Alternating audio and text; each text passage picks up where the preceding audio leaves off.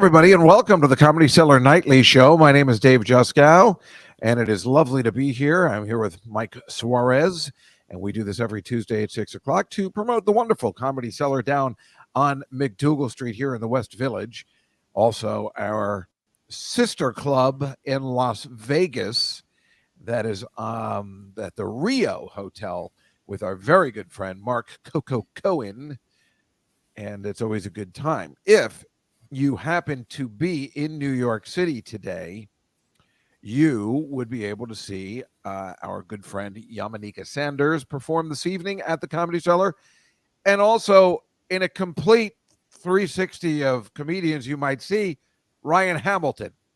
I mean, Mike, isn't that the juxtaposition of comedy? Yamaneika and Ryan Hamilton. It's just the whitest person you've ever met. And I don't want to say the blackest person, but she's out there, man. But she is $1.50 and really funny, and they're completely funny in completely different ways. So that's what you get at the Comedy Cellar on a given evening. Yamaneika Sanders and Ryan Hamilton, let alone an hour with Keith Robinson. Well, let's say hello to everybody in the chat room. Hello, Angela. And thank you so much for joining Patreon. I appreciate that so much. Anonymous, lovely to see you. Although I did just read right now that Aaron Judge is possibly making a deal with the Giants. I know they've been talking about it, but I just can't believe the Yankees would let that happen. Liz, great to see you as always. Scruffy Bones. Catalina just passed her physics exam. And now we have her attention. But she thanked the Tuesday show for having it on in the background while she was studying. And that's exactly the kind of show this is. It's a background show. Marcy, hello. I was just telling Mike that you had sent me pictures of the Skyline chili, but I forgot to take them off the phone. Not that they, it was just, I remember we were talking about Skyline. I can't believe you remembered. Sometimes we'll be talking about something on this show, and I just completely forget from week to week. I don't even remember how it came up, the Skyline chili. Do you, Mike? I forgot. I think forgot too. Either Nick brought it up because he was going to be there, or someone on the chat brought it up. I thought. Oh yeah, it was something about that Nick doing something right. That's right. Well, we have a wonderful show. Is Molly here yet? Yes, she just got here. Oh, well, if she wants, does she want to take a minute, or does she want to come on? I wouldn't know until we can talk to her. Oh, no problem. Anyway, yes. So our guest is Molly Heckerling, because she is our favorite guest. I know you guys all love her. She is really the best. Angela says 5-way chili is a thing to be had. 5-way chili or 5-alarm chili? And what are the alarms? And hello, Eric Johnson. Do you remember in one of the best Simpsons episodes where they have a chili contest, and Ned Flanders is nervous because he's calling it 5-alarm chili, and Homer goes, let's see, 1, 2, hey, this isn't 5-alarm. And the Flanders kid's like, Daddy, are we going to jail? Yeah, we'll see. What? We'll see, son. Yeah, right. And also that's the one where he's like, boy, I heard he's got his own spoon. I heard he carved it from a bigger spoon. Yeah. I don't know why I remember. I mean, those Simpsons, some of those lines were so unbelievable back in the day. Fangirl by PTJ and 3T. Yes. Thank you, Angela. Yeah, I can't believe I am going to be a college professor in, I don't know, a month and a half from today. Very uptight. I just keep asking them. I'm like, well, how do I do this? Do I need my own laptop? They're like, no, we have a laptop. I'm like, well, what do I put on it? Like, I don't, I'm sure once I get in, it'll be so easy. But I mean, I'm excited, but I'm nervous. And let's see, what does Marcy say? It's being so close to Cincy now. Oh, wait, you didn't see Nick last week, Marcy, right? No, because it was too far away from where he was. Isn't that funny that we all live in America, but yet we have no idea? Mike just told me he did a show last week with Dan Soder in Houston, and I'm like, what is that, right outside your, you walk there? He's like, no, it's about 4 hours away from where I live. And I'm like, I mean, I guess that makes sense in Texas, but I guess I have no idea. Do you live closer to San Antonio? I'm in San Antonio. I mean, you live in San Antonio. You grew up in San Antonio. Yeah. And Houston's 3 or 4 hours away. About 3 hours, yeah. 3 hours away. Right. Well, I mean, Texas is it's Pretty big. no, Alaska's bigger, right? Yes. Right. But Texas is so goddamn huge. Everything must at least be 3, 4 hours away. It's always funny when you go to Florida, and if you want to go to Orlando to Fort Lauderdale, that's like 3 hours away. You never think of Florida as being, let alone if you want to go to Florida State, which is in Tallahassee. You know, that little panhandle there is always you always forget about that. It goes right into Alabama. It's terrifying. So should we? Oh, I guess I can. Well, Molly can do this. Is she ready? Yeah, let's bring her in. All right, let's just bring in Molly because she's wonderful and she is our guest today. Hello, Molly. Hello. Thank you for having me. That microphone, is that even on? Is it not on? Can you not hear me? No, I can totally hear you, but it looks like such a professional microphone, but It might not be seems like selected. what? Yeah, I don't think you have it selected. Oh no. It's no big deal. thought I can had hear you selected perfectly, it. but it's just when I noticed the microphone, I'm like, that's a very professional microphone. She's got a professional headset, and yet she sounds, there's a big echo, which means the microphone's not on. So I thought I'd tell you because it's not that big a deal. It's supposed to be on. You just have to click it. Sometimes when you reset your computer, those settings fail, and you just go to the settings in StreamYard. Let me see. I'm going to the setting. Oh, It'll be worth it.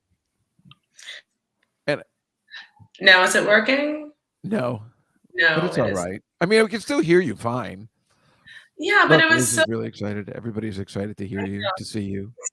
Everyone's excited to hear my shitty audio quality. I even asked my boyfriend to set it up for me. This is his like D&D mic, and it was working in the green room. Like I could see the levels, and now it's not working for some reason. Well, I know that he's your baby daddy and everything, and you call him your boyfriend. Maybe it's time to walk away.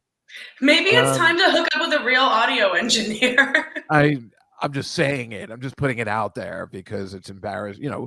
I guarantee that microphone will be working when he's playing D&D.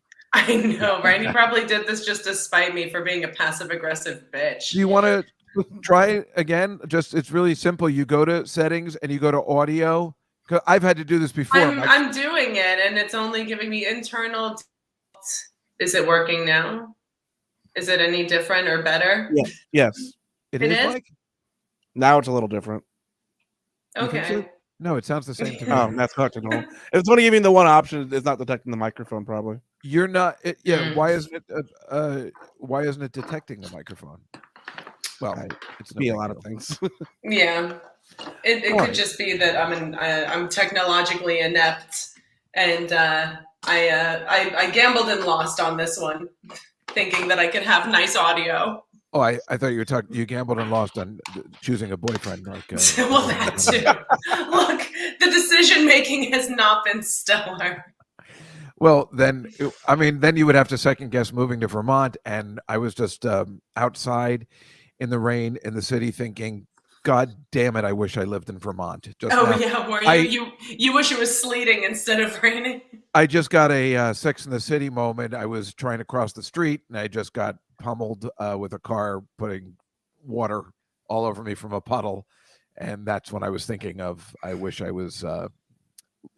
made the move to Vermont as well. That sounds like a rom-com movie moment, though. You get splashed with mud, and then a I beautiful saw woman it. Gets out of the car. I saw it coming, and I moved away, and I still got splashed. I even saw the puddle. But anyway, it's. Wait a second. Is it working now? Is that? Oh better? Yeah, now it works perfect. You sound great. Oh, fantastic! I unplugged it and plugged it back in like a fucking genius. Yeah, right. Sounds much better, Mike. Right? Molly Heckerling, STEM engineer. I think STEM it's working, master. Right? Yeah, it sounds better, right, Mike? Or am I crazy? Yeah. Oh, great. It sounds better. I'm still a nasally woman in an echoey room, so it's only gonna get so good. Well, right. There's an echoey room. That's okay. Anyway, thanks for coming on today. When I asked you to come on, I always want to have you on every week. I told you I think everybody would be happy if you were just co-hosting the show. But then after I asked you and you said, okay, Anonymous says, I was reading an article called 5 Cities for Foodies, and it had Burlington, Vermont.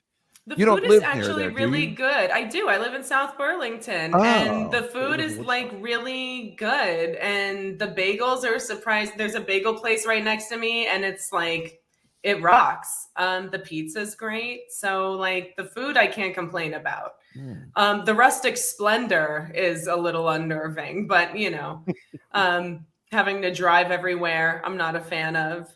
Right. Um, You're not used to that. I'm not used to that. New York is such a great place to just roll out of bed and roll out the door and just roll around everywhere. And I look at it the exact opposite way. I you do?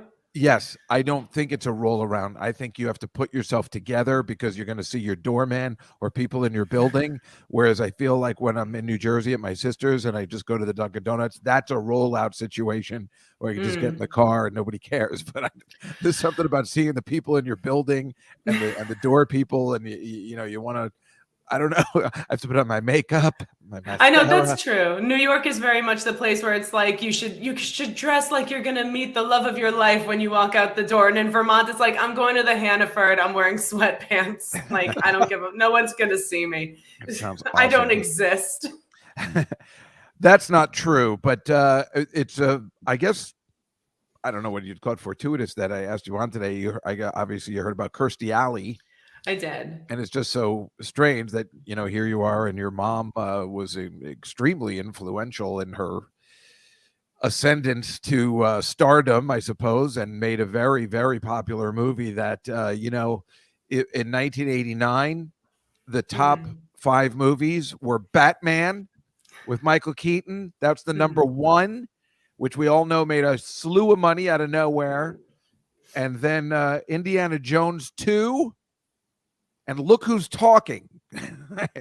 It's like what I compared in 1977. There's Star Wars and then Smokey and the Bandit. None of it makes sense. How can that There's be? Indiana Jones and Baby Boom. Right.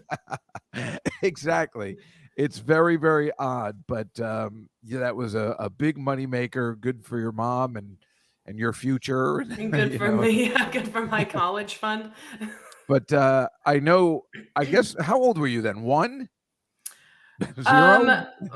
She wrote it after I was born, obviously, because it's all about Harold dumping her when she was pregnant with me. So I was about 3 when the movie was made. So the movie is based on you. Folks, if you don't know, the movie, Amy got the idea from Molly being a kid, a baby, and I guess her and your other father, Israel, Neil Israel, yeah. used to. They were like, "Wouldn't it be funny if she was talking like this?" And then Amy was like, "This is such a great idea. We should do this." And then named the Kirstie Alley character Molly. Yes. Yeah. I'm not sure if she wanted the baby to be a girl at first, and then the studio was like, no, we want it to be a boy because, no one gives a fuck about baby girls. That's so true. I know. They were concerned about the Chinese market, and they were like, no baby girls. Is that true? No, no, that was just an awful thing that I just said. No, that's just me being xenophobic. But she had the idea. She made the movie, and that's her whole like her argument for babies bring their bread, and I was like, well, you had money before, and she was like, yeah, but I didn't have fuck you money, and it's like, okay. So I guess I can't rue my existence completely if it at least gave my mother fuck you money. No, it did, because it was, like I just read off, Batman, Indiana Jones 2, and Look Who's Talking. It was a surprise hit. It cost nothing to make. Yeah. It made a fortune, and then it had 2 sequels, a TV show. I mean, all your mom's movies have TV spin-offs, which I guess she gets a piece of because she created the characters. So yes, that's the fuck. Did Look Who's Talking have a TV spinoff? I don't know if that one did. It wasn't called Look Who's Talking. I think it's called Baby Talk, where Tony Danza was the voice of the kids. So I don't know whether I don't know if she got anything for that, because there are so many ripoffs of her things that she gets so pissed off about. Yeah, well, she should sue that. I think Scott Baio was in it. Now, how that doesn't work. Hey, I'll take any opportunity to sue Scott Baio. Fuck that guy. Well, you don't like his politics or something? No, I just don't like the man. I Fuck you, Chachi. I know a lot of people don't, and it's kind of funny that him and Kirstie Alley have the same political views. Yeah, I felt bad about the Kirstie thing, and I was like, we were, because we were talking about her, and the Look Who's Talking thing, and she was nice. She was really nice to me as a kid, but it's not someone that like mom was really tight with after the I fact. understand that. The only story that she has about Kirstie, is that Kirstie used to really love eating Yoshinoya beef bowl. And she would always go, beef bowl. And then she would say, Amy, you want some? It's got chicken, as though like the fact that it had chicken in it is healthy. So I feel bad saying that now. I guess you shouldn't. I'm not speaking ill of the dead. I'm speaking ill of Yoshinoya. I just want to go on record saying that. No reason. It's, I like speaking ill of the dead. This is what I do. So it doesn't bother me in the least. In fact, Mike, can you put up the number 1? This was on the cover of the Post today. Picture number 1, if you can, it was a big deal. I guess, cheers to Kirstie Alley. There's the New York Post can't help but be cringe. No, they're the absolute best. And then the funny thing is that's a full, thing. And then the Verlander went to the Mets, which was the most exciting news, because if you look at picture number 2, guess who's coming to town? It's Kate Upton, everybody. She's going to be in the stands at Citi Field all the time. It's awesome. Kate Is she like the new mascot or something? What? No. Is she no? No, she's married to Justin Verlander. Oh. So now she's going to be at Citi Field all the time. Everybody's excited. More excited about that than Justin Verlander coming to the Mets. If you know who he is, I don't know. Maybe you don't know. I don't know. He's a pitcher, and he just won the World Series, and they just got him. And if you look at the next picture, Mike, number 3, this is Kate Upton in this awesome movie called The Other Woman, which I've seen like 10 times. She's really funny as the bimbo. Mm-hmm. But she's clearly not that way in real life, because she married this guy who just keeps bringing it, and he's awesome. She's clearly not a bimbo because she married a man with a lot of money. That's right. She chose the right guy. Sometimes that's difficult to do. I can't even choose a guy who hooks up a D&D microphone. I didn't want to say anything. I'm not comparing, but I'm just saying. I'm not comparing, but I'm comparing. Yeah, Anonymous, right? Molly, did you ever see The Other Woman? I haven't. Oh my God, it's so good. It's a really good.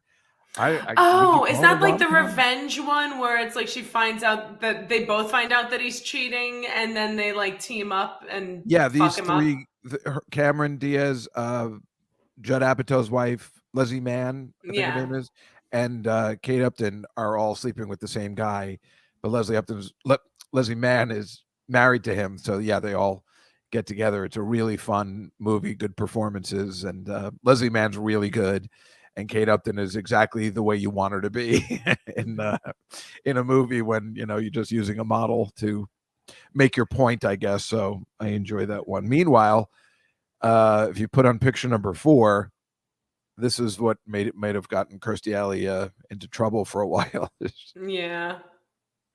I'm voting for Donald Trump because he's not a politician. I think this made people angry in the business. It shouldn't make a difference, people's political views, if you're a good actress or actor, but it does. And that's that.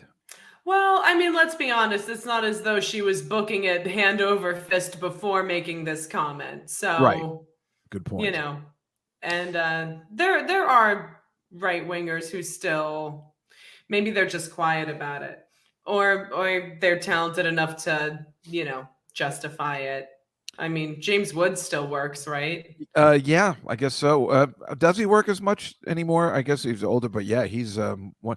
But they're like, they're all outspoken, which is odd. Yeah, she was a Scientologist too, and you could take that off, Mike.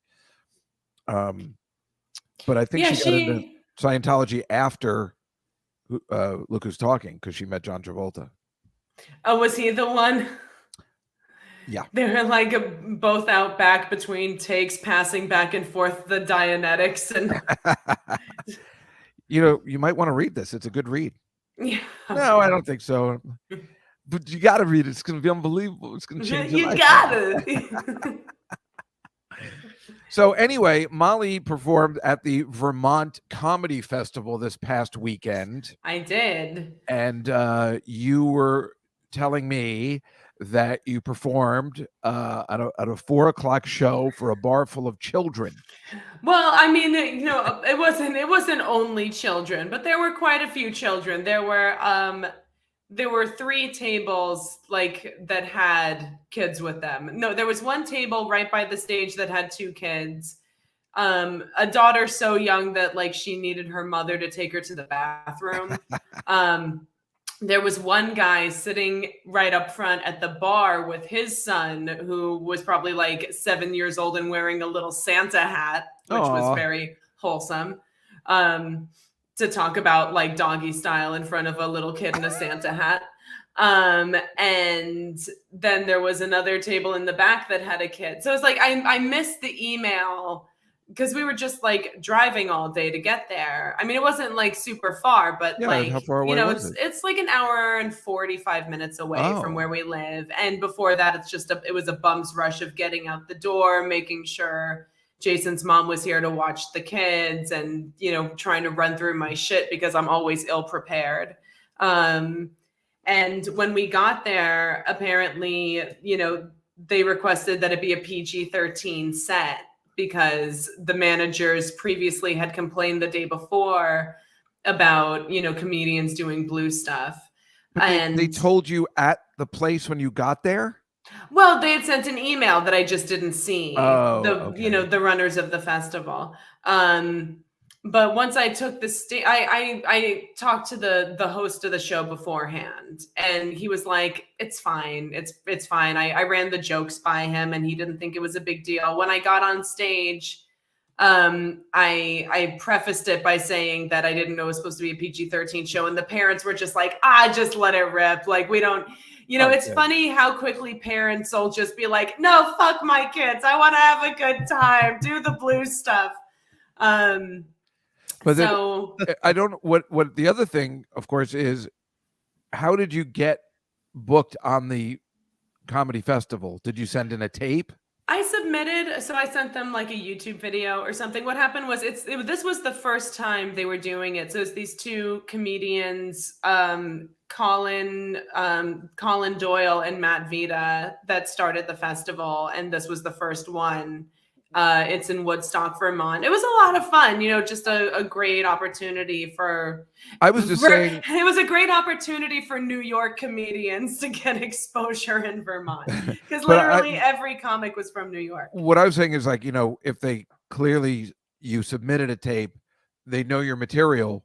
Why would they book you on a 4:00 show if they know children are going to be there? I think they just had these spots that they booked at the local places that were like, and they had later spots too. But it's like, if it's like a multi-day festival, there's always going to be shit during the day. And I get that. I just, I mean, it was fine. It was fine. And actually, clean up your act when they already know what it is. That's kind of disturbing. That's all. I mean, it's happened to all of us. I just, it bothers me when it happens, when they tell you last minute like that, even in an email that might have come out a day before, when they've clearly seen your tape and they know your act. Right. I mean, if I take out all the sex stuff, then it's just Nazis, and that's a different kind of depressing. So, it was fine. No, it was really fine. And apparently the host told me that the management was actually really happy that day with my perform, because I guess it's like you can get away with a lot as long as the material is good and people laugh. So now those kids know what a Sibian is, and I feel as though I've done my part to educate those kids. Well, Angela on the chat room is just saying that Mike Birbiglia has a show on Broadway. Then he called out the parents for bringing a kid to a show. Yeah, I even said to them playfully, I was like, am I bad for not wanting to change my act, or are you bad parents for wanting to take your kids out to eat? No, that's what it is. Yeah. They're bad parents. But so did the parents know there was going to be a comedy show? I can never tell because, like, and I used to be a musician in bars like that too. And whenever you start a show in a place like that, it almost feels like an ambush. Yeah. Like, they're just there to eat hamburgers and get, a fountain beer and, a draft beer. Why did I say fountain? Like it's a soda. We knew what you meant. Yeah. And all of a sudden, if somebody's like, hey, are you ready for some comedy? And it's like, oh no. Oh, I know. I've been there before. I've had it where they will turn off a sporting event for the comedy, and people are just furious. I mean, it doesn't happen that much anymore, but it used to in the '80s, when used to have the shows at bars, and they're like, "No, we're going to start comedy now." Oh my God, it's the worst. I just want to. You can't turn off a football game. I mean, people would turn violent about that shit. That's what happened. That's why Louis C.K. got punched in the face. That's right. I'm just kidding. A week late says, "I want a fountain beer now." A fountain beer. I want to draft Pepsi.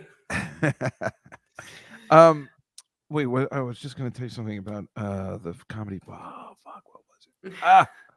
I lost my place. It was about I know what it was. Have you ever seen High Anxiety, the Mel Brooks movie? Yeah. Do you remember that scene where he's giving a lecture on penis envy or something, and the guy brings his kids to the lecture because he couldn't get a sitter, so he has to keep changing it. It's one of my favorite scenes because he goes, when the man's and then he sees the two kids there and they're just staring at him. He goes, pee-pee. And it's really, it just always reminds me of that when something like that, because I guess that's happened for years. Somebody brings their kids and everything's got to change, but it's cool that you didn't change because you weren't supposed to. Yeah, I mean, fuck those kids. No, and I remember once somebody brought their son to Broadway Comedy Club and ordered him like a virgin daiquiri, and it's just like, what are you doing? I don't care how big of a tourist you are. You must have thought for a second this might be unless it's just like, oh, my kid's gonna find out what a pussy is eventually. Who cares? Well, that's some of the kids are good at it.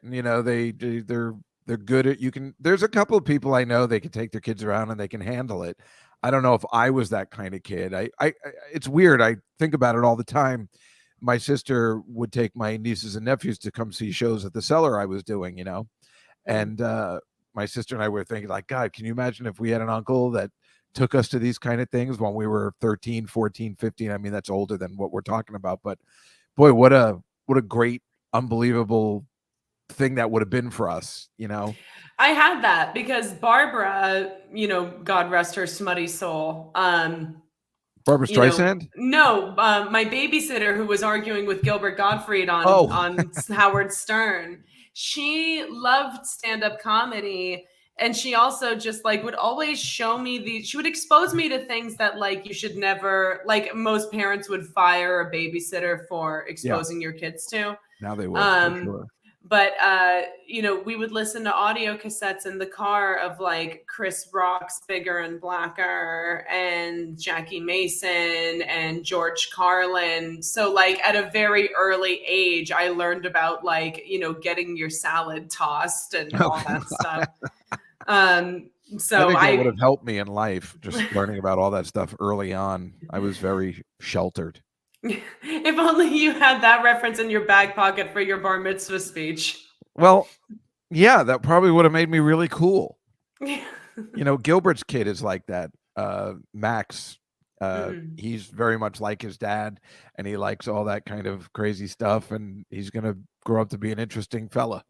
How old is he now? I think he's 13. Okay. And his sister's like 15. And they're great kids, and just unfortunately, because they have a great mom. Gilbert's wife Tara is really great, actually. Mm-hmm. So I think they'll be okay.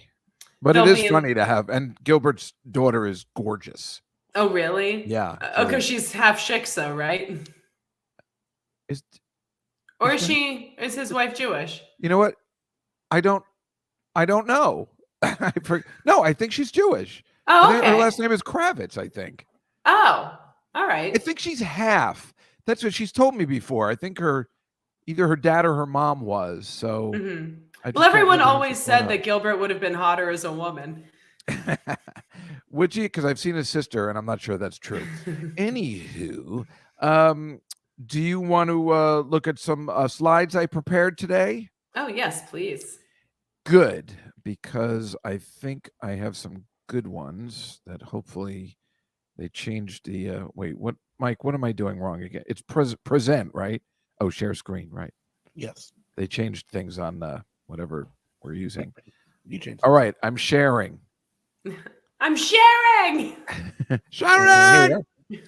Can everybody see? Yes. Mhm. Right. So we begin with the Bidens entertaining the president of France. Very handsome I call him Macaroon. I was just thinking that. I'm so infantile. But you thought it too, so fuck it. Of course. I'm always like, oh, he sounds delicious.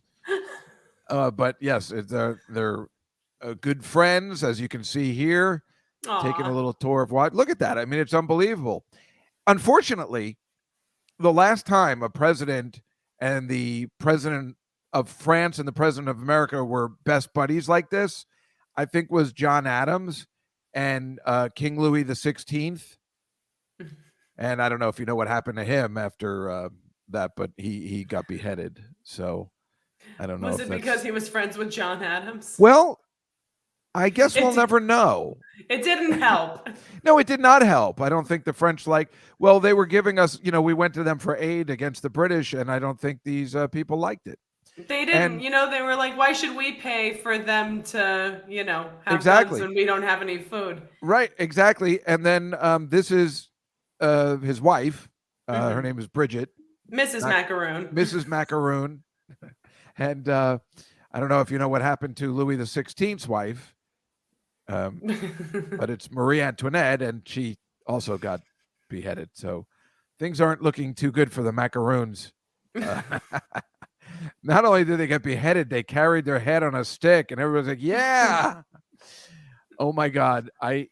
This kind of shit makes me nervous that if I lived in those times, I mean, I'm like, you got to be kidding me. Beheadings?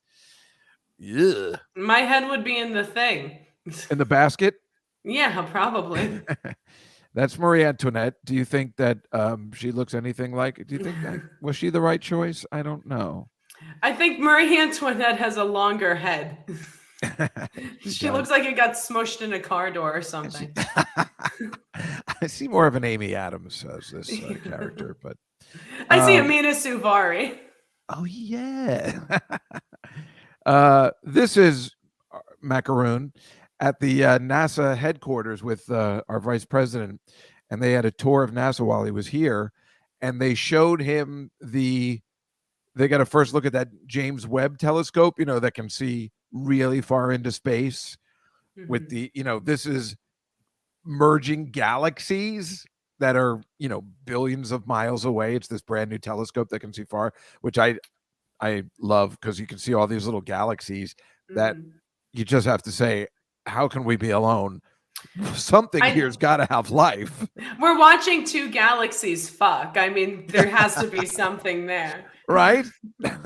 I mean, it's terrifying and awesome at the same time.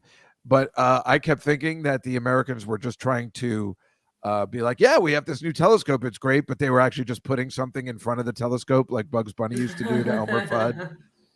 When he was like, look at, check out the telescope. And it's a picture of whatever that is back in the 40s. See, the magazine is called Esquire. I know. So crazy to think that's the Andromeda Galaxy. I know.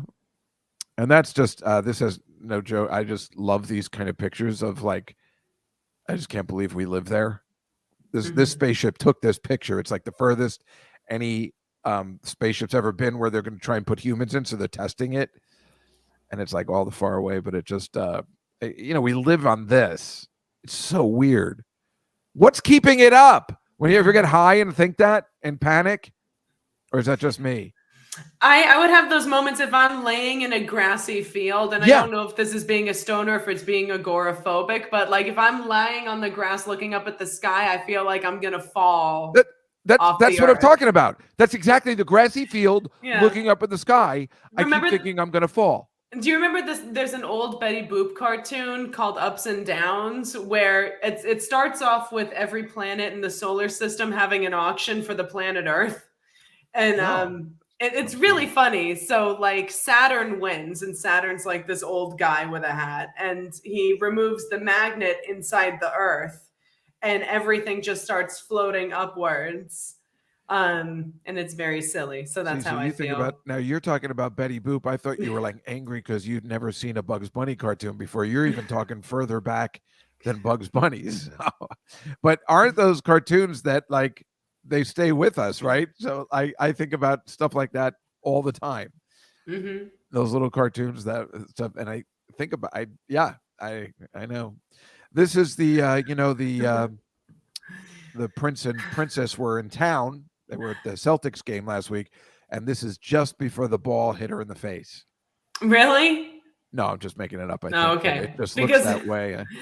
I love the dual reactions of her looking skeptical and him looking on in utter bewilderment, like he's never even seen a basketball before. Exactly right. That's exactly what they look like. They're like, I don't see why they don't play soccer more here. Right? Exactly. What's a basketball? Why are they dribbling that orange? Yeah. Oh, you purchased a basketball. I'm doing lines from Arthur now. But I don't know if you've seen About a Boy, I a haven't movie seen with it. Hugh Grant, but there's a scene where he's just about to get hit with a pear. I combined it. Nobody cares except me because I watch a lot of. Listen, I'm teaching a course in this, as you know, so I have to do rom-coms. I heard you're teaching a course, so the course is in rom-coms? Well, it starts on Clueless, and then basically, where you're not expecting outstanding writing to come from. Mm-hmm. So we start with Clueless, and then we move into like Notting Hill, and I was talking to Marcy, Bugs Bunny. Like some of that writing was unbelievable back in its day. Stuff like that. Even Casino Royale, James Bond movie with Daniel Craig. But it mostly starts with Clueless. Are you okay? Oh, you're off now. Well, how did that happen? Hang on a second. Oh, there you are. You're microphone's back. being annoying. Is the microphone working, or is it Yeah, now you're the back. shitty one? You're back. Okay, cool. What happened? Did you press something? No, it just my browser lost connection to the mic. I don't think it likes me. I think there's a little poltergeist going, fuck you, you suck with technology. Nah, it's just Vermont. It's just Vermont. This is what I was hoping was going to happen to the Prince and Prince. I mean, I didn't want them to get hurt, but that would have been hilarious. That would have been awesome to see Kate Middleton spill her beer. Right? Well, then everybody would have thought she was the greatest if she was drinking a beer. I mean, that's all it takes. And then, of course, Mike, that's like from last week when we had the Naked Gun. Frank Drebin comes out and saves her. We were talking about that all last week. I don't remember why. It's the same thing. Oh my God.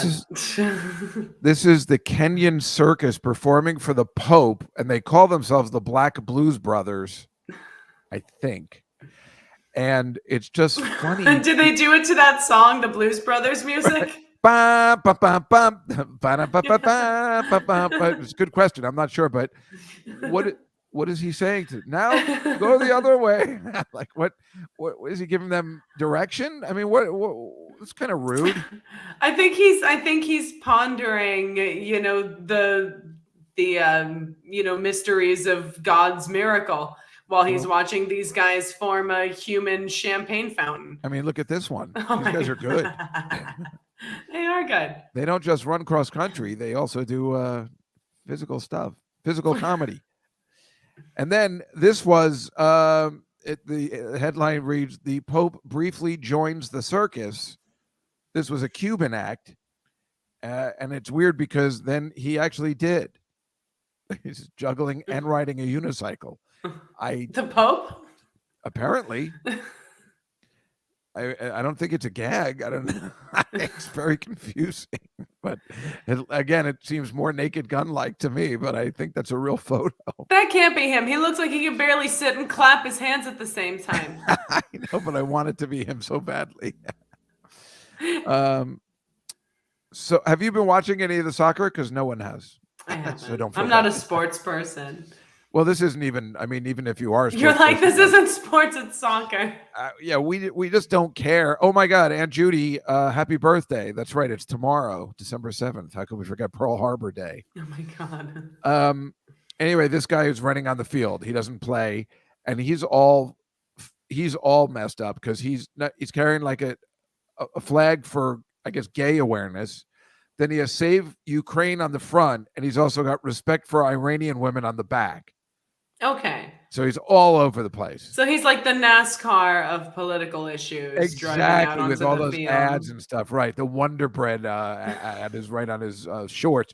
And he calls himself the Robin Hood, the new Robin Hood or something. Because he's like, isn't it okay if you run on if you're doing something good? But obviously. I mean, yeah, sure. I mean, and I got into a sticky wicket with the whole Van Gogh soup thing where it's like I've learned not to criticize other people's activism because it comes from a good place. But I largely find that if the act takes precedence over the issue and just seems largely ridiculous, then it's not going to have the desired effect. That's right. You got to do it just the right way. But this soccer, these people are so into it. This is when Morocco had won, and this is their coach. They were throwing him up in the air. I mean, it's like, people get, they're having it here in 4 years, here, Mexico, and Canada. And I just don't know why they would have it here. No one cares. But the rest of the planet, I mean, look at these idiots. This is they're in Gaza or something, and they look at this sad TV they're on. You're like, look at these idiots in a refugee camp. Nah, they're not in a refugee camp. They're just Jew haters, the classic Jew haters, and they're watching this thing. And the best part is that they hate Jews so much, yet they're wearing like a New York City shirt and stuff. And the funny thing is, what they should really be hating is, look how great these Arabs have it. It's like, look how perfect that is, and like hate on them, I guess. Look how festive that looks. It looks so like a perfect night, and they have a big screen, and it just looks like fun. And all you have to do is allow a Zionist occupation. And I was just going to say, like, I'll never be able to go to Abu Dhabi, I guess, or whatever, but it certainly looks nice and clean there. And I like everything about it. But unfortunately, like, those guys should also shut up, because look at this kid. This kid is in Afghanistan. He's not allowed to watch. He's working at a camel-powered mill, extracting oil from sesame seeds the old-fashioned way. This camel is working as hard as this kid. This is like right out of the Flintstones. They're both wishing that they could be watching soccer. Exactly. You got to be kidding me. This is so backwards. The camel's like, I can't believe I'm missing the World Cup for this. He's saying something like, well, it's a living.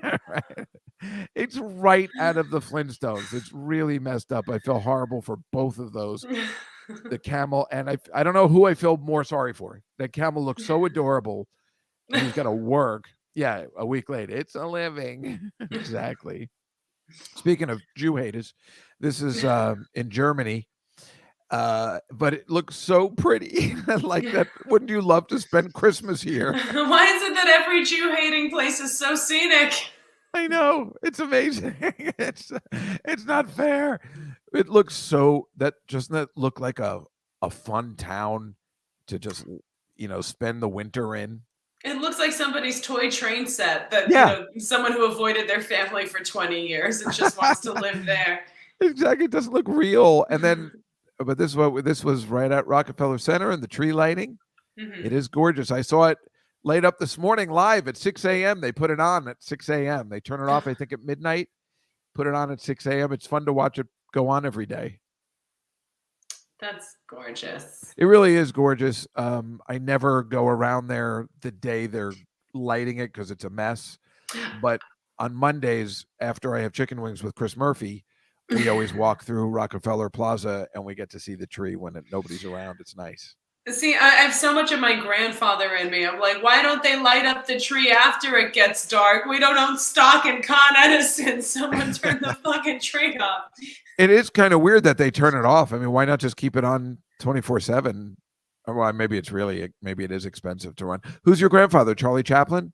No, he was Hey, I mean, you have won the lottery in parents, so I just assumed your grandfather would be. No, my grandparents are Buster just Keaton? like on both sides. My grandparents are just like normal fucking people. Like, Are you sure? Yeah, accountants. It's funny because you're going to tell us who it is, and then they're going to be like, "What?" Like they're not normal at all. They're normal to you, but my grandpa's just like some nobody named Charles Lawton or some shit. Charles Lawton. I'm just That guy's unbelievable. Because that's what I want it to be. I want it to be somebody like, well, my grandfather, Buster Keaton, was he was pretty good. He kind of invented comedy. It's no big deal. It's he's all right. You should have seen this shitty kid house he built my parents. Nice. I know exactly what you're talking about. That's really funny. What is this? It's Santa lighting. He's lighting the tree in Copenhagen, but he looks like he's using a Roman candle. This just looks like a disaster waiting to happen. It's horrifying. It's like if you were gonna light the whole tree on fire. That's what it seems like happens next, but I don't know what happened. It certainly doesn't seem the proper. Who's lighting a tree anyway? What's to be lit? It almost looks like he's doing the Sieg Heil with flames shooting out, like it's an anti-Semitic like rock concert or something. It does look like that now that you mention it. Of course, how could I have not have seen it after showing all those anti-Semitic things? This is at the Mediterranean Sea in Gaza City, and this man is holding his child up, doing a little kunta kinte thing, holding him up so you can take this wonderful picture.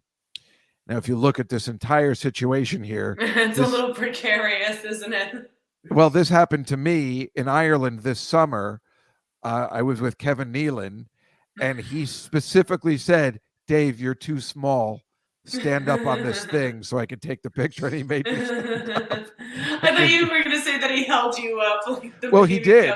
He held me up and put me on that. He was going to hold me up, but then I guess I was too heavy even for him because he's like really tall. But obviously this background isn't as sexy as this, but it was in Ireland nonetheless. I guess it's not really a fun background. Dublin. Actually, Dublin. Okay. Oh, is this Dublin too? No, this is in Sydney, Australia. It's a photograph. This guy, Spencer Tunick, had all these naked people sit down to pose awareness for skin cancer. By giving them all skin cancer. Exactly. That's what I was going to say. Not only that, they're sitting in the sun on the beach getting skin cancer, but then also if this was me here, I would be very worried about this coming in and jumping on my balls. You got to worry about ruse over there. You never know how it's going to work out.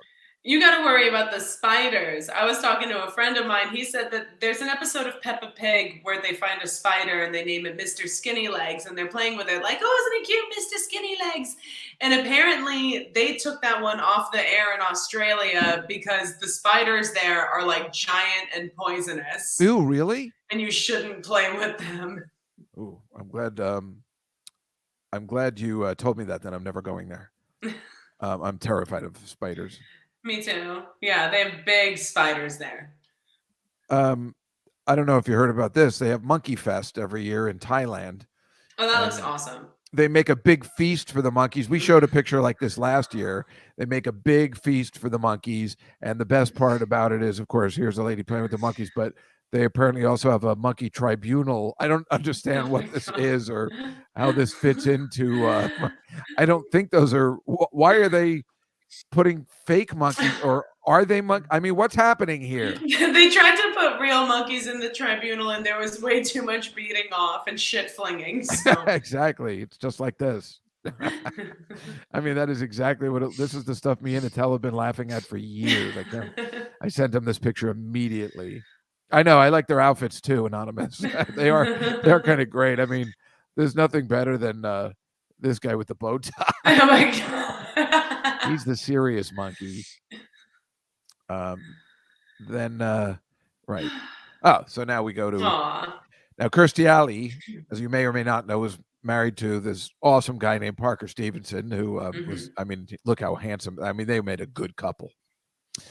Now, I was a huge Parker Stevenson fan in the 70s because he was in the Hardy Boys with my hero, Sean Cassidy, who just before COVID, I was actually going to see at the City Winery because I worshipped him when I was 12 or something, because he had a couple of songs. Like he redid Do Run Run. I was obsessed with it. I have the 45. And this show was just so bad, but I watched it every week. And I mean, look at oh my God. If you're 11 or 12, this is the best show ever. Obviously, it's the Hardy Boys. It's right out of Abbott and Costello. It's called The Hardy Boys Meet Frankenstein, Dracula, and the Wolfman. Mm-hmm. And sometimes when things got rough, I don't know that you're too young for this, but they had to team up with Nancy Drew, played by this super hot Pamela Sue Martin. I had a major crush on her from the Poseidon Adventure. She's really sexy in that. And so it was the Hardy Boys, Nancy Drew Mystery Hour, and it was on Sundays at like 7. In fact, here's the TV guide. But and of course, it was followed by the $6 Million Man. So this was the best night ever for me on TV. But look at this thing, and it's starring Paul Williams for some reason. Why is Paul Williams in that meeting? Why is Paul Williams Frankenstein? I mean, and Lauren Green. And this is the thing. Here's my favorite, though. This episode, Steve gets captured by killer sharks in the $6 Million Man. But the best is, because this is every episode, Steve is trapped on a nuclear submarine by an evil genius and a beautiful woman who controls sharks. Oh my God. It's always a beautiful woman that's why half of the reason why I watched, let alone I was in love with Lee Majors. I'm still in love with Lee Majors. Because she can control sharks. Well, he always had a beautiful woman that started out bad, but he turned her around. Mm-hmm. Kind of like a Pussy Galore, Goldfinger. Goldfinger. You have to have a Goldfinger to turn around a Pussy Galore. Nice. You're on fire today. Swish. That's a good one. But yeah, Lee Majors was my favorite. He was the greatest. And I was obsessed with this girl in school because she was the head of the Lee Majors fan club. And I became obsessed with her being obsessed with him. And it was that was clearly Ted Cassidy as Frankenstein in Zero. No. Is that true? It's the it, or are you just making that up? Ted Cassidy, like David Cassidy's dad? Or maybe he's making that up. David Cassidy's dad was always the villain in Columbo. Oh, do you know who David Cassidy is? No. Oh, you're way too young. Okay, so I'll just go on. Anyway, I never even heard of this show. Oh my God. He had a show with the leftovers from the other shows. Rhea, and it's the guy. Oh my God. Yeah, it's like everyone who's been blackballed. It's like, let's get Michael Richards after he said the N-word. And that's right. I didn't think he ever Rhea Perlman after Danny DeVito's dumped her. And, right. And the guy from Kevin Can Go Fuck Himself. Can go fuck himself, right? Exactly. I love him. I've got nothing to say. Maybe he's a Trump supporter behind closed doors or something. I don't know, but I didn't watch the second season of that. Did you watch it? Was it good? I haven't watched it yet. I haven't had a chance, but I love that show, so I'm very excited. I'm sure once I start, I'm just gonna binge the whole thing. He looks like your chubby cousin. The what? He looks like your chubby cousin. Mine? Yeah. Well, I think that's what he looks like. Everyone's chubby cousin. I think that's the appeal to this guy. But so I saw the first season because I love that girl who was in Schitt's Creek.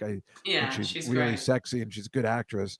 Mm-hmm. So I watched the first season. I enjoyed it very much. But then I just wasn't interested in the second. I thought it kind of went as far as it could go, but maybe I'm wrong. Oh, really? So if you tell me the second season's good, I will watch it. I'm sure they're probably seeding something between her and her neighbor, some sort of like romance. Wait, her and her neighbor?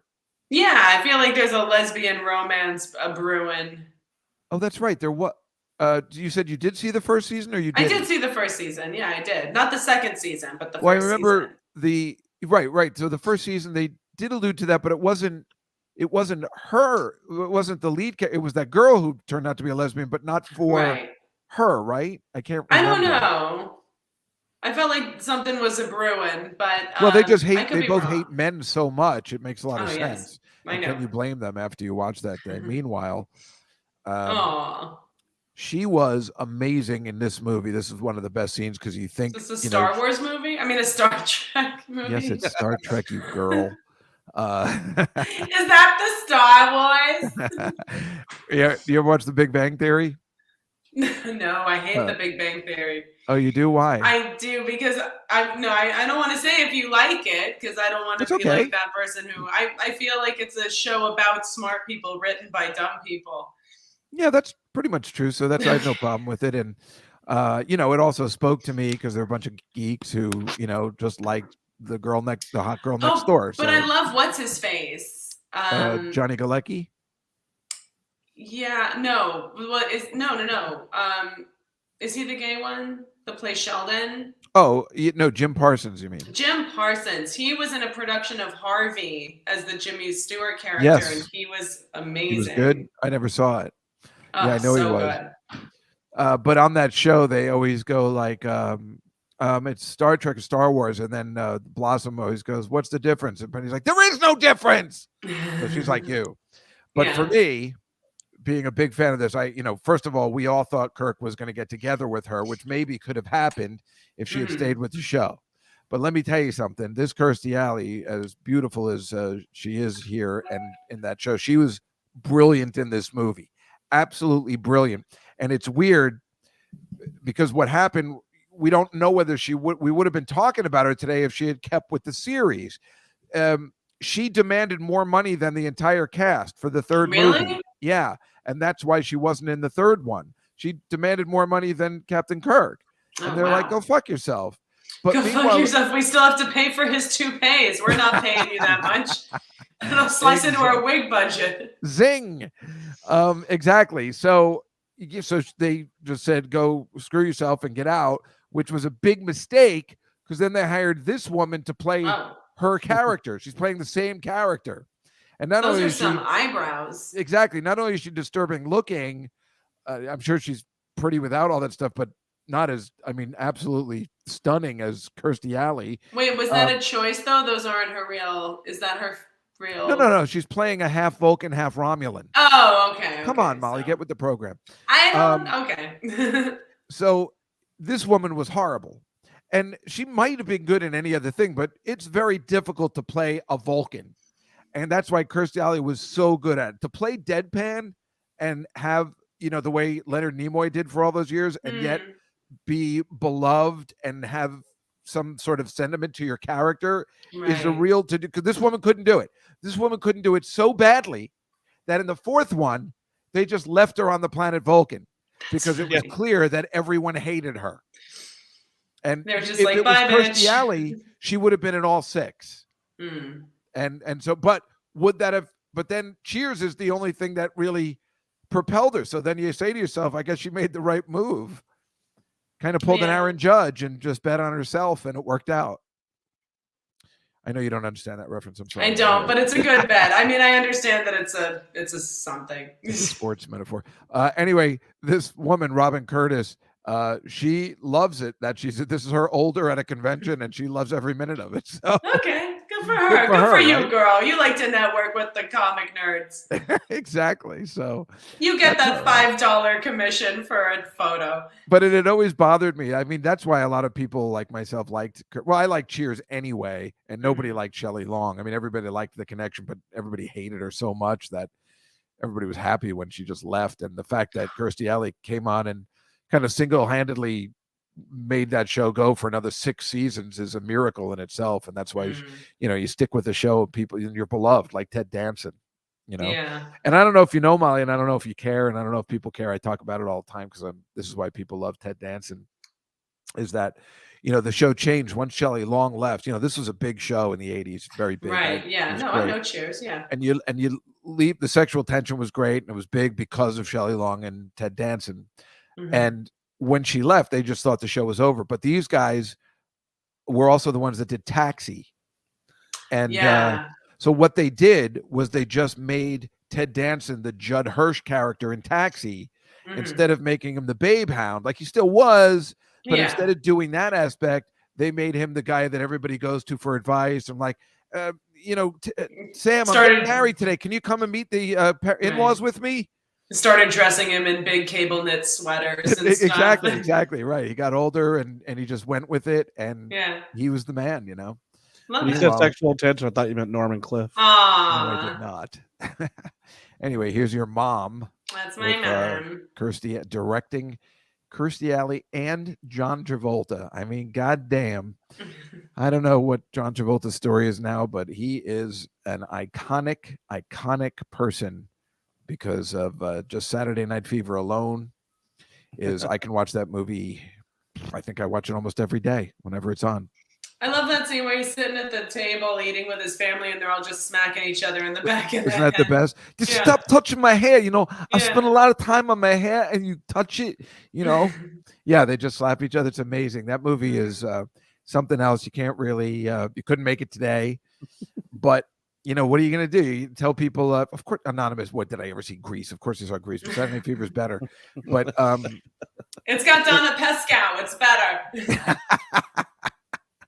That's why I used to watch her show, Angie. She got a sitcom after that. She did the opposite of John Travolta, where he went from sitcom. Molly, there's this clip, and I don't know whether it's online or not anymore, but there's an amazing clip of John Travolta on American Bandstand being interviewed by Dick Clark. Mm-hmm. And he's in Welcome Back, Kotter at the time. He's on this TV series. Right, yeah. And he's talking about his upcoming projects. And it is just so unbelievable because he's about to be the biggest star on the planet. And he's just like, well, I'm doing this movie right now. It's called Carrie. It's a Stephen King thing. And so it's based on the Stephen King, which is pretty fun. And then I got another movie I'm doing where I kind of play the king of the discos. I don't know. We'll see. Yeah. I mean, it's so amazing when you hear somebody talking about it before, it's big. And he doesn't even say the name of it. He's like, I play the king of the discos. It's ridiculous. But I'm whatever. like dancing around a little bit. What, Mike? Then he sings his dumb song. Yeah, then he sings a horrible song. Yeah. Oh my God. He sings. Yeah, he has an album out. Everybody used to put an album out back then. Oh, really? He had an album? He had an album out. I just saw Jodie Foster being interviewed on the Tonight Show back in maybe 1980 or 81. And she goes, yeah, I just put out an album. Like everybody put out an album back then. William Shatner definitely put out an album. William Shatner, yeah. To this day, Leonard Nimoy put out an album. If you were on a series, you ended up putting out an album, even if you couldn't sing. That's, there was just nothing else to do. Leonard Nimoy sings the hits of Burt Bacharach. Well, I think, isn't that what he did? Did he? What was his album? It's amazing. Kirk's was called The Illuminated Man, I think, and that's the one with Mr. Tambourine Man and the one they made fun of on MTV and stuff, which made him a living legend forever. But yeah, Leonard Nimoy had an album too. I don't remember what it was called, but just as bad as Kirk's, just not as entertaining. He had the way I feel, and he had Spaced Out. Spaced Out. Oh, he had two albums. Yeah. Oh my! The other one was then, probably best of. The best of. Yeah. Oh God, I remember. The Odd Couple put out an album of singing. Like everybody put out an album back then. It was really weird. Mm-hmm. But like I said, there wasn't that much else to do. Eric Johnson said that was a good pic of Amy, which it was. It's a good picture of your mom. Oh, they're all good pics of her. She's gorgeous. It's funny. I mean, she really is pretty. It's when I interviewed her once, she was like, "Oh, I don't look very good." I'm like, "No, you really look terrific." Because I don't know. She always thinks she doesn't, but she's pretty, really pretty. She's hard on herself, and she's hard on herself. She's relentlessly hard on herself. You are too. Runs in the family. It's funny how self-deprecating you are when not only do we think you're pretty, but cool. So Mike and I talk about it all the time. And so does the chat room. They love you too, You're all just DMing each other going, isn't Molly pretty and cool? Is that bad? No, it's just unrealistic. Angela says, didn't a star from General Hospital do an album too? He sure did. His name was Jack Wagner. He's in the Christmas movie with Lindsay Lohan. Oh my God. I sang the song on my last podcast. All I need is just a little more time to be sure. what I feel. It was a classic. I mean, yeah, he made an album. And of course, Rick Springfield was on General Hospital. He made multiple albums. He was terrific. And he was just doing, it's so funny. I mean, when you're good looking, you know, he's like, well, I had to do a soap opera to make money, you know, while I was recording. I'm like, oh, no. Watch me play the world's smallest violin. Yeah, exactly. I mean, in my next life, that's what I that's the line I wanted. Well, I remember there was, Jeff Ross actually was dating this girl, and she's like, well, if comedy doesn't work out, I can go back to modeling. And I'm like, oh, well, isn't that delightful? Fuck you. I don't know why I don't just use that in my act. Well, if this doesn't work out, I'll go back to modeling. You should. Yeah, that's a good one. It is. Yeah, Angela. Rick Springfield is hot. He's still hot. Do you know him at all, Molly? Things. Rick Springfield, no. You don't know any of his music? He wrote that I'm song, sure Jesse's Girl.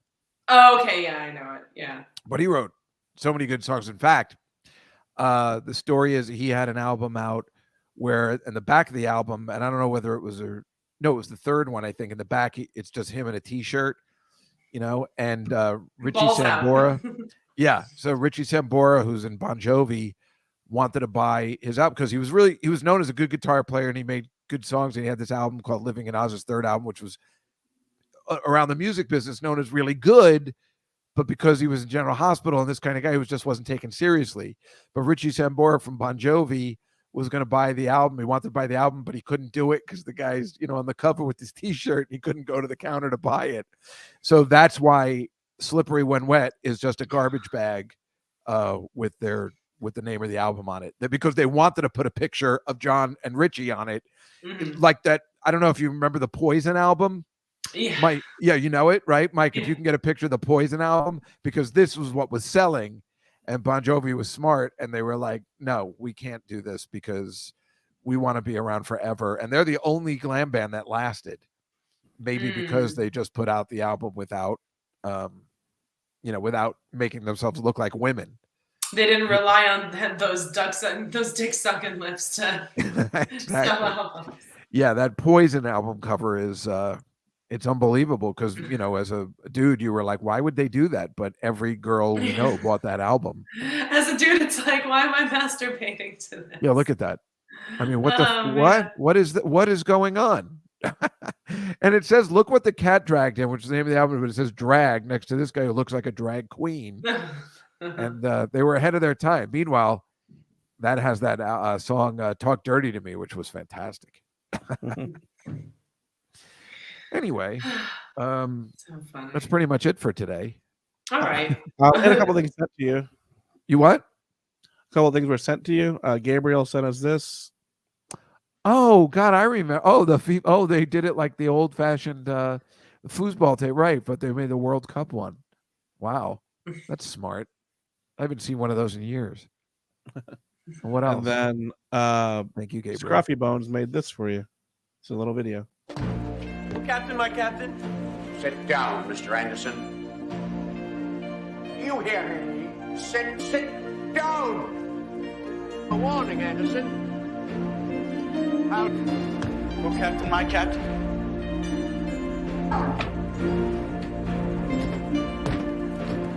You seated. Sit down. Leave. Seated. Do you hear me?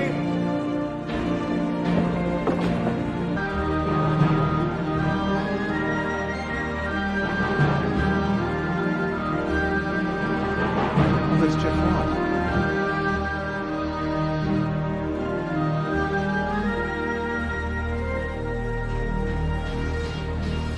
That's me. Natterman. I get it now. Who's that?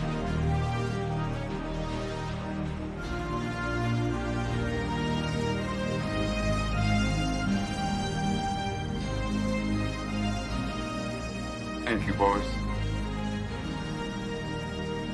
Thank you. Was that me? Yeah. Oh yeah, put your face. I think That's Nick's on amazing. there That's also. unbelievable work, Scruffy. That's amazing. You know, meanwhile, it's funny you should make that because actually that was the only one to beat out Look Who's Talking that year. Was Dead Poets Society, ironically. I lied when it was 123. It was 125. So All right. No But, hard yeah, feelings. Anonymous. It was supposed to be Dave's teaching class. Yeah. wow, that was great. And so that was Natterman and Jeff Ross in it too. I think Nick as well. Oh, Nick. Yes, that's who it was. Right. I couldn't Maybe place it. possibly Attell. I couldn't tell. Boy, that's good, Scruffy. That was unbelievable. Yeah, I want to watch it again too later, or maybe next week. Watch. I don't want to put Molly through it again. I don't think she cares. I can watch it again. That was the most thoughtful piece of nightmare fuel I've ever seen. Yeah, that was really nice. Thank you. That was very nice. Anyway, you don't want to make football picks with us, right? So I don't. I'm sorry. Okay, I I understand. wouldn't even know where to start. It'd be useless. Well, thanks for joining us today, and always. And thanks so much for having me. It was a blast. congratulations on the Vermont Comedy Festival. That's it's only going to be now. You'll be a regular there, and you'll get maybe a 5 o'clock gig. I was so good. They're going to put me on at 3:30. Is it it's just once a year they're doing it, or are there going to be more? Like, are you going to perform more up there? I want to check out the Burlington Comedy Club because I hear that it's really cool and the owners are really nice and it's close by. But I would do the festival again if they wanted to have me back, and I think it seems like they'll probably do it every year. So yeah, but if you should definitely get in at a club, that's all I've been looking for is a place. That was the Comedy Cellar for me for a while. A place where you feel comfortable working.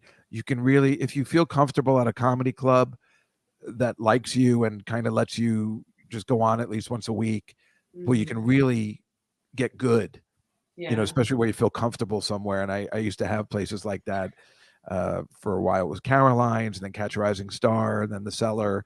And you can really work it out. 3:30 a.m. That's when I used to perform when I first started. But yeah, so you should totally do the Burlington Comedy Club. If it's how far away is that from your house? Oh, Burlington Comedy Club is like 10 minutes away from me.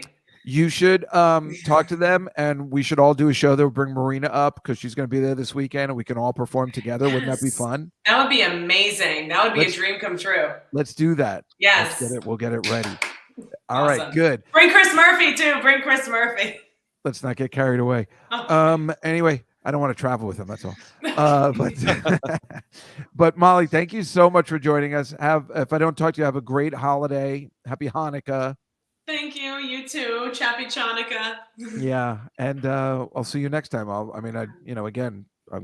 You got to come on like once a month from now on. So if you have time. Fair I know enough. you're busy. Yeah, I'll do it. All right, Molly Heckerling, everybody. Bye. Joining us. Thank you so much. Boy, that is terrific. She is the best. I know you all know and you get it. She is fun and cool. And Chris Murphy, who you don't know, who I should have on the show one time, who I go to get wings with all the time, says that she's like, I guess he saw her when she was first starting out, and he had seen her. He was the one who kind of introduced me to her, and he said she's becoming a really good comic. So that's something we gotta check. Yeah, right. Every month with Molly, she's really terrific. She really hates sports or whatever. But no, she really had trouble. She's too young. She didn't understand any of the $6 Million Man material. What's that all about? It'll be in Vermont for you after a beer. Why do you go to New Jersey? I told you, no, don't. I mean, besides those couple places, those food places I told you about, it's not worth coming to Jersey. But yeah, I guess should we do the picks? Yeah. Are you okay, Mike? Is everything all right? Oh yeah. All right, then let's do it. All right. Oh no, show us the last week's. Yeah. I did really well, but look at you guys. Fuck. You got every game right in the afternoon. It's unbelievable. Look how this really impressive. Nick is doing really well, or whoever, I guess. I mean, even Nick hasn't made a couple of weeks picks, but he's 105.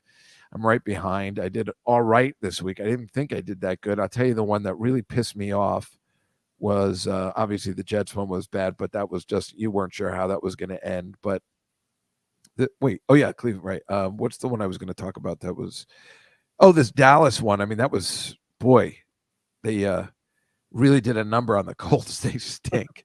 Let's remember that for this week. And yeah, this Eagles one really messed me up too. Anyway, that doesn't matter. That's last week. Let's move on, shall we? All right.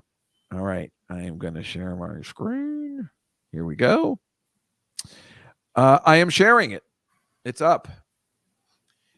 Let's make our picks for week 14. There's 6 teams on break, and I assume after that everybody plays for the rest of the year.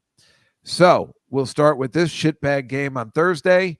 I believe next Thursday the Jets are playing, but this week the LA Rams, who did okay last week, and the Raiders. I am taking the points because the Raiders aren't playing that great. So I think LA can keep it close, even though they're a mess. So I'm going to take it. Mike? Yeah, Rams.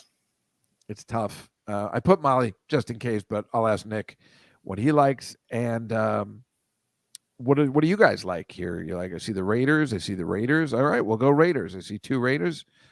We'll go Raiders. I'm picking the Jets, but I wouldn't if I were you. I can't help myself. I'm hoping they win. I'm hoping they at least keep it close like last week, which was really impressive. Wait a minute. Didn't they cover they didn't cover the spread. That's right. They lost by 5. It was 3.5. Mike, what do you think? I'll go with the Bills again. Smart.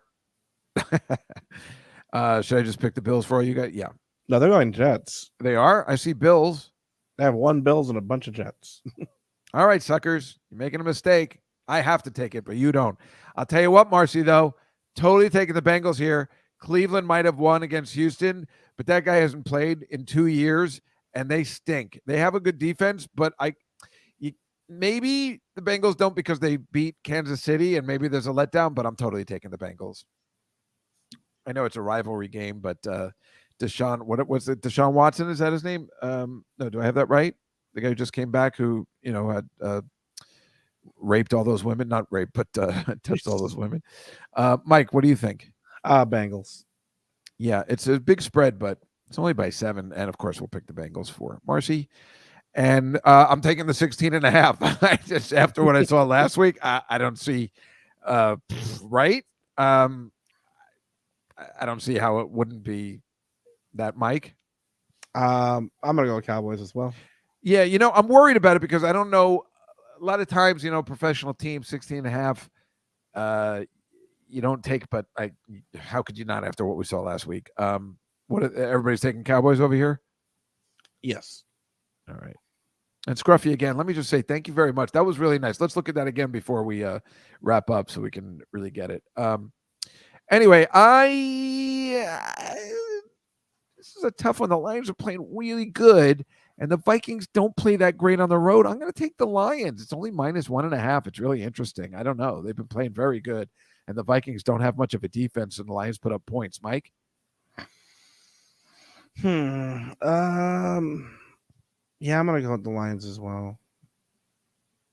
And Judy picked Houston. Probably the smart move, but unfortunately, we saw a bunch of Cowboys. Marcy says Vikings. I'll wait for one more just to make sure that's where we're going. So I'll just move on for a second. Mike, you tell me if anybody else chimes. I see 2 Vikings. I see 3 Vikings. Yeah. We'll go Vikings. Philadelphia, New York. Damn. It's a really tough one. I'm going to take the Eagles. I don't know why. Mike? Yeah, let's go Eagles as well. And right, we're always taking the Eagles for Catalina. I'm taking Pittsburgh here. The Baltimore has a different quarterback, and they stink and can't put up any points. I'll take the Pittsburgh. I have no problem with it. Mike? Yeah, Steelers. I don't think Baltimore's going to do anything. Yeah, they really are bad, but maybe this other quarterback they have is good for some reason, but I don't know. I haven't seen anybody pick. I see Steelers to put Cincy in first. Right. All right, we'll do that for you. Tennessee got crushed last week, but 3.5 is too much. The Jaguars are I'm going to take Tennessee. I hate myself. Mike? I'm going to agree with that. I don't think Jaguars are going to do anything. They've been kind of sucking. They suck, but then they end up throwing a garbage touchdown, which really ruins you all the time. So I don't know. Marcy's saying Tennessee. Week Late says Tennessee, so we'll go with Tennessee. And then I'm taking the Dolphins here. I got no problem with that. Might be my bet of the week. They had a tough time against San Francisco, but they were doing well. Chargers are not good this year, so I got no problem with the Dolphins on the road. I don't want them to win because I want the Jets to win and Miami not to, but if I'm betting with my head, I'm taking the Dolphins. Mike? Dolphins. That's right. You love the Dolphins. Marcy says Dolphins. Anybody else say that too? Week Late? I see 3 Dolphins. Yes. This one. Yeah. I'll tell you, if the Seahawks were playing in Carolina, I might take Carolina plus the points, but if they're playing in Seattle, I'll take Seattle. Mike? Yeah, Seattle. I mean, the Panthers have been keeping stuff close, but it's only 4 points. So I mean, if it was 3, I wouldn't even have an issue. But Anonymous says Carolina, so let's mix it up. Yeah, and Garoppolo's not playing, but Tampa sucks. So the San Francisco got such a good defense. Brady's not on his game. I know he beat the Saints last night. Big deal. Yeah, I got no problem taking the 49ers here. I am also with the 49ers. And we'll wait for the chat room in a second, but I'll move on to we know Denver's got a good defense, but I feel like Janine Garoppolo is the quarterback. Yes. I don't, Denver sucks. And I feel like Kansas City might take it out on losing last week on Denver, but they really keep games close. But this is Kansas City. I'm taking them. Mike? I'm going to take the Kansas as well. I don't think Broncos are going to do anything, and they're going with San Francisco. They're going with San Francisco too. I see something about Jenny Cone Sanchez. We'll never know what I did. I'll never know. What are they going with here? Denver or Kansas City? Looks like Kansas City. Yeah. Well, how can you pick Denver? I mean, how can you? I know it's a lot of points, but how can you pick them? They're horrible. What happened to Russell Wilson? Isn't that funny when they know, when the coach knew he was through. Funny when they all figure it out. Yeah. And this one, I'm taking the Cardinals, the Cardinals Patriots, because I guess I want the Cardinals to win. And now that Kyler Murray's back, and they're not very good, but I don't like betting against them at home. They're plus money. So, Mike? Yeah, I'll go Cardinals. I have no idea what's going to happen in that game. Yeah, it's a tough one. That's why it's basically a pick'em game. And I see a week late says the Cards. Should I wait for one more? Should I just no? I'll take the Cards. Yep. I see one Patriots, but I see 2 Cardinals. So yeah, that is our picks where they play for pay. I guess that about does it today. Can we look at the video one more time? Wait, let me just see. No, who's in it again? You let me roll up here and see. Oh, well, do you remember who somebody wrote who everybody was in it? So yeah, Scruffy put it in there. Let me see. I didn't start it. Oh, I think it did. Wait.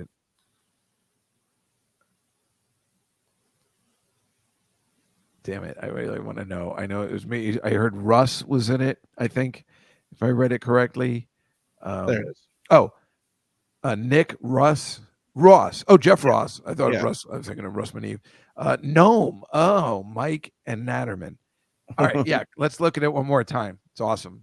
Thank you, Scruffy. Where'd it go? Here it is. Captain, my captain. Sit down, Mr. Anderson. You hear me? Sit down. A warning, Anderson. Out. Oh, Captain, my captain.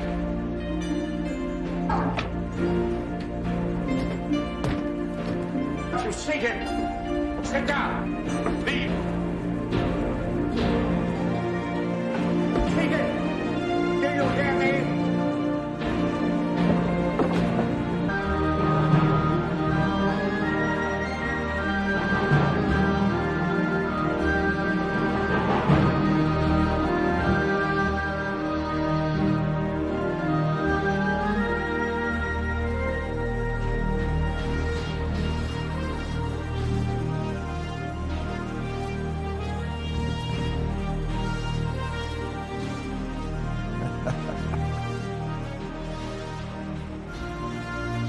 Natterman is perfect.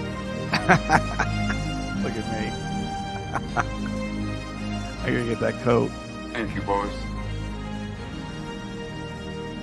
Thank you. Yeah, I'd pay to see that too. Boy, that's great. That's really awesome. I know. I can't believe it either. I can't imagine that's going to be the case, but well, we'll see, Aunt Judy. I mean, he wasn't able to get in at first, so we'll see if they let him in. Right. Well, I guess that's it for today. Mike, you are said you're performing this weekend at one place, correct? Oh yeah, on the 9th, I'm on the 10 o'clock show at the Comedy Shop over on Bleecker. Bleecker. Oh, that. Yeah, it used to be called Village Lantern. Now, Right. Okay. Comedy Cool. Shop. So I'll be there. That's nice. What? I'll be there on the 9th at on 10 o'clock. Cool. That's Friday. Yeah. Yeah. Yes. And yeah, I'll be just here next week. So that's my plan.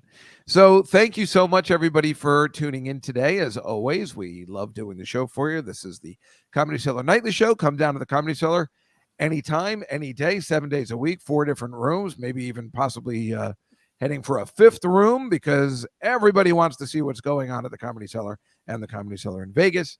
So remember all that, and we'll see everybody in the chat room again and you at home next week on the Comedy Cellar Nightly Show. So for me and Mike Suarez, we bid you adieu. Thank you, everybody.